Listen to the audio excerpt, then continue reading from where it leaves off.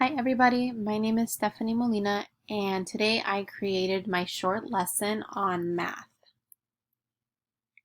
So more specifically, I did math for the kindergarten level. So this is where they learn how to count up to the number 20. They will also be able to use their fingers to count up to the number 10.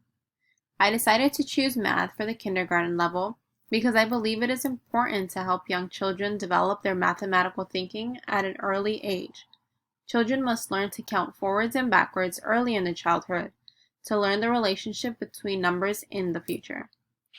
Number sense is also a vital skill that us as childhood educators should focus on teaching children.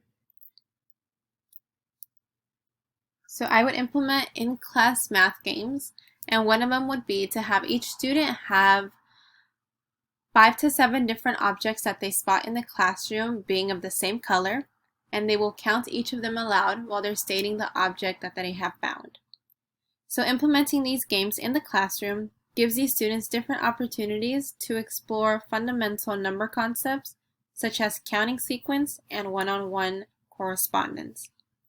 Engaging these children in mathematical games can also encourage students to explore number combinations, place value patterns, and other important mathematical concepts. I believe that inserting these math games in the classroom is a foundation that encourages strategic mathematical thinking as students find deeper and different strategies for problem solving and deepening their understanding of numbers.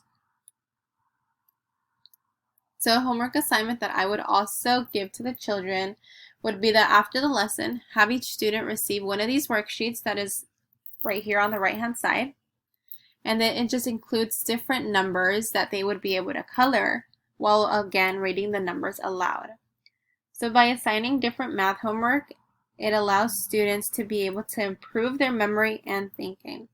I believe it is important to assign homework that is adequately challenging to students, as well as help provide feedback to us as teachers in the results that have increased as well as their motivation.